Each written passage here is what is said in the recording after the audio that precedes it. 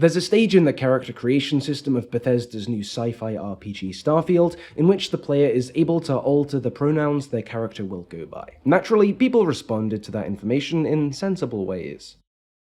You take everything we love, all our immersions, all our fantasies, all our escapism, and you just can't help shovel your That's the YouTuber and streamer Heel vs Babyface. As I'm sure many of you are aware, a clip of him screaming about an optional pronoun toggle has gone viral. Why was that his response? Well, there's a good chance it's purely a performance. That Starfield feature was announced literal years ago, and Heel vs you know what, let's shorten that name down. Babyface is one of YouTube's premier point at new media and whinge about wokeness guys. Maybe Babyface was just trying to reclaim some transphobic street cred. After all, his last moment of virality had him horny on main over Patty Harrison in She-Hulk, had him objectify her like she was a cis woman, and then melt down upon realizing his mistake.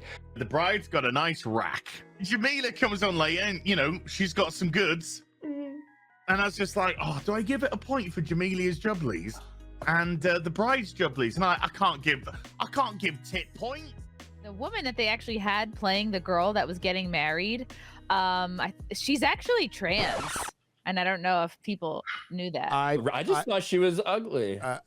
Yeah, that's a dude. I said she had a nice rack. Hey, the one scene when Got you. Wait, A trap. So when trap. It's a trap. Oh, when the oh my God, it was so. I thought she was so obsessed No, with She-Hulk's actual boobs. I hate this fucking timeline!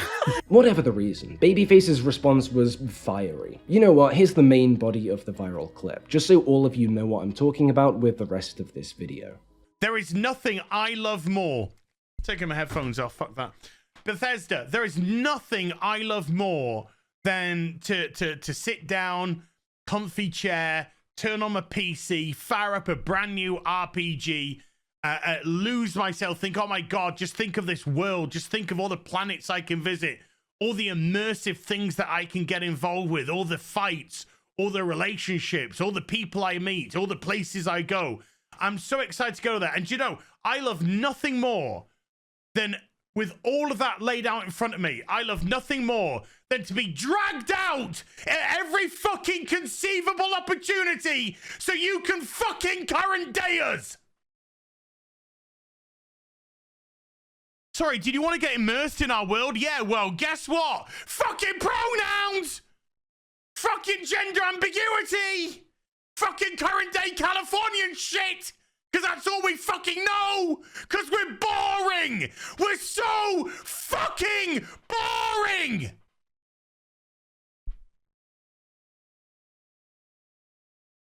We can't see past our own fucking reflection! That's the level of our narcissism here at Bethesda Western Game Company! Fuck your immersion, fuck you having a good time, fuck you falling into a world and just getting lost. No, no, no, current fucking day. Fuck off.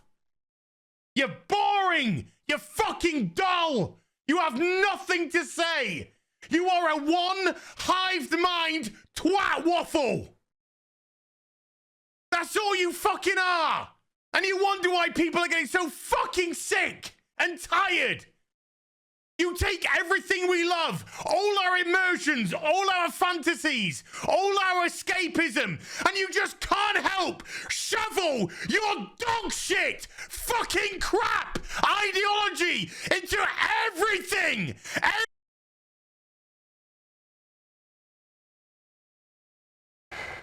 A lot of people saw this and laughed, rightly so. But in the quotes, in the replies, indeed across the internet, there were quite a few no, he's got a point guys. So just in case this video finds its way to any of those, I'd like to talk a little about Starfield, pronouns, immersion, escapism, and the fact that, yeah, he kind of doesn't. Let's talk about immersion. In the abstract, it's the process of getting sucked into something, of forgetting about reality, of being totally engrossed in another world. Babyface claims that's what he wanted here. But while immersion can be imagined in the abstract, it can't exist in the abstract. It's sort of a positional concept. You can only be immersed if you're immersed in something. So what is it that Babyface wanted to be immersed in? Starfield, the new Bethesda game, whose character creation system includes pronoun selection, is, as the name suggests, a spacefaring science fiction title, set 300 years in the future, or more specifically, in our future. This is nearer Trek than Wars. The setting's timeline stretches back to the near present, and its diegesis is the result of this imagined history having played out.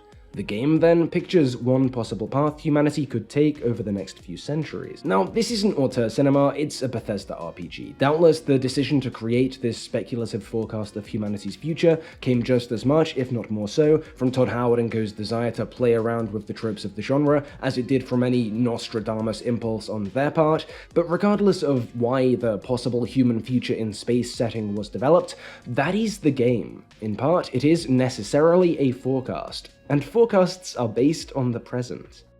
That's the level of our narcissism here at Bethesda Western Game Company. Babyface is right. Bethesda is a Western company, and in so much as any unified Western culture exists, it, like all cultures at every point in time, is changing. One of the forms that change is taking at present is an increasing awareness and acceptance of the fact that some people feel more comfortable using pronouns other than those associated with the gender they were assigned at birth. And so, alongside familiar sci-fi suppositions, space colonies, interstellar alliances, and alongside some other newer ones, the hominess of these spaceships, for instance, Bethesda has coded one more layer into their famously permissive customization systems. They've looked at the present and supposed that the future of humanity may also include that increased awareness and acceptance of the fact that it's kind of no big deal when talking to someone to modify the pronouns you'd maybe default to upon request. This is one minute aspect of Starfield's vision of the future,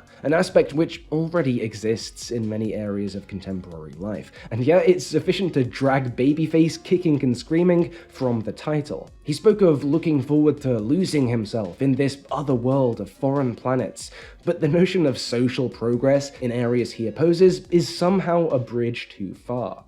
So maybe it is true that Babyface wants to be immersed, but if so, he doesn't want to be immersed in Starfield. He wants to be immersed in his vision of the future, one where people aren't able to request others address them in more comfortable or fitting ways. But to pursue this, he didn't code his own sci-fi game or write his own book. He picked a game made by a Western game company that has a history of being kinda inclusive with these sandbox games, and pitched a fit that their new game was about what they wanted it to be, not what he wanted it to be. So this isn't about immersion in Starfield. It's about cloaking value judgments, entitlement, and bigotry in faux critical gamerisms.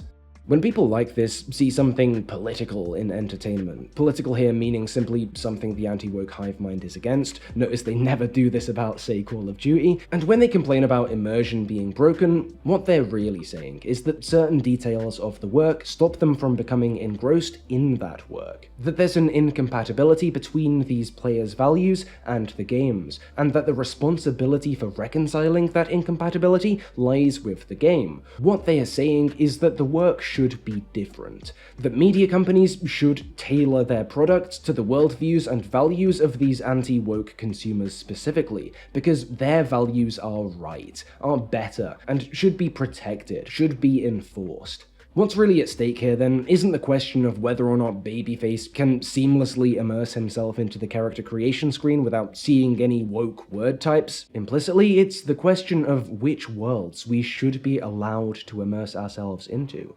The ones he's imagining, or the ones the rest of us are.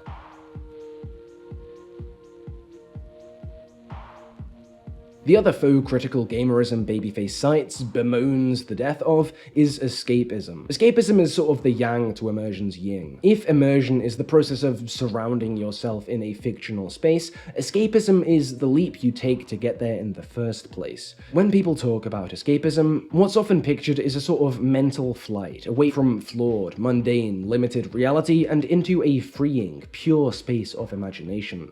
But like immersion, escapism can never exist in this abstract form. In any non-theoretical instance of escapism, there's always somewhere being escaped to. If you'll permit me an out-of-pocket metaphor that 2% of you will get, escapism is the wardrobe that leads you to Narnia, not the ring that takes you to the wood between worlds. Escapism is always to somewhere that differs from reality but not wholly, somewhere with some constants and some changes, somewhere created by a person or people with views, with values, with interests and imaginings which result from reality, from their lived experience, and their cultural, historical, and material existence. There is no escapism without contentious ideas, opinions, and agendas, because there is no fiction without contentious ideas, opinions, and agendas. To escape to Middle-earth is to immerse yourself in Tolkien's environmentalism, his pacifism, and to wrestle with those hints of phrenology. To escape to Star Wars is to dive into Vietnam and World War II. To go through that wardrobe, to get to Narnia, is to contend with the weight of Lewis's Christian allegory. When people talk about a pure escapism, unencumbered with current year issues and ideology, they're just talking about fiction whose ideas, whose reflections of reality they haven't spotted or don't disagree with. But the problem here isn't simply about the worlds we can escape to, it's also about who gets to escape. Babyface says he loves nothing more than to be able to sit down and escape, to lose himself in a new RPG, but shocker, he isn't unique there. Your escapism is prevented by the presence of one toggle in the customization screen, the sole purpose of which is to ensure you aren't upset by the pronouns the game uses, and which you never have to look at again. What about if that option wasn't there? What about the thousands of Starfield players whose immersion would have been broken every time the game forced them to respond to pronouns they don't prefer to use in reality? Why is their desire for immersion worth less? Someone who prefers to go by singular they, them doesn't have that option in most RPGs, even those which ostensibly offer fully customizable character creation, and so every time they create themselves as a protagonist in other games, they'll have to have made peace with the fact that their immersion's going to get broken every now and then.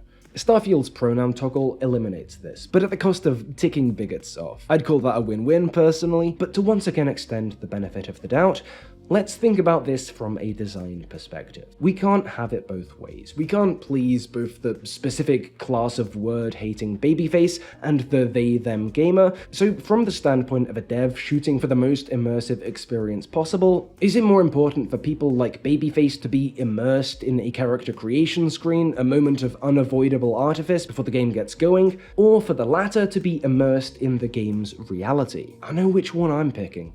To choose the former over the latter is to choose small-minded exclusion and pettiness over empathy, over good game design, and to justify drawing a line under the continuation of today's social issues you disagree with as immersion breaking in a sci-fi piece is the signal to the world you're more invested in right-wing culture war bollocks than you are in the genre, in the game, or in common decency. Whether or not Babyface realizes this himself, and I only say that because the rest of what I've seen from Babyface really does recommend Hanlon's razor. What's being contested here are the politics of escapism. What's at stake here is not merely the question of which worlds can and should be imagined, but also of who should be allowed to escape to them. Options like a pronoun toggle allow that immersion to be widened, to be offered to more people in more ways.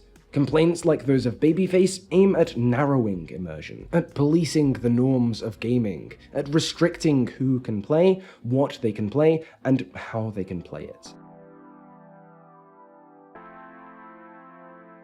A setting to select character pronouns isn't any more inherently political than a setting to select character sex, or height, or race. It's only political because it's been labeled as such by people who object to it, and who benefit from the idea that the status quo is somehow natural and apolitical, and that changes to it are not, despite the fact that yes, any status quo only exists now because of changes made in the past. Complaints like Babyface's appeal to abstractions of immersion and escapism to smooth over this privileging of the status quo as natural, all the while actively clamping down on the realities of immersion and escapism, and they're annoyingly effective. But, well, this isn't the face of someone who's winning, is it? Babyface's rage isn't righteous anger, it's frustration, because we're seeing progress. There is a pronoun toggle in this AAA game, and whatever other disasters are going on at the moment, this needle has shifted ever so slightly. Bethesda aren't heroes for this, obviously. The corporation isn't the good guy, especially since it's been 12 years and we're still nowhere near Elder Scrolls 6. But this is a good addition to character creation, which may well get more widespread as a result of its inclusion here. And that's just killing these guys.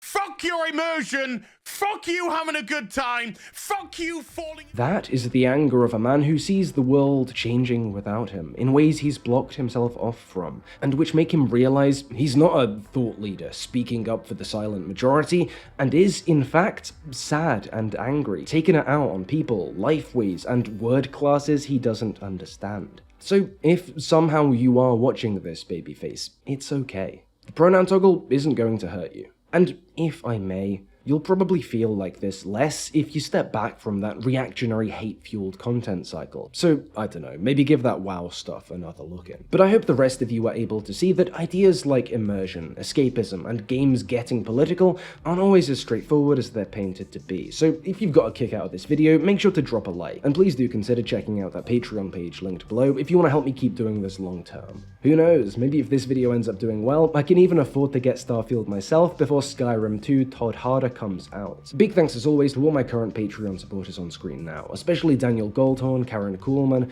Magath, Ryan Emily, Something Capitalism Bad, Thomas R, and Weirdy Beardy. And I'll see you all next time.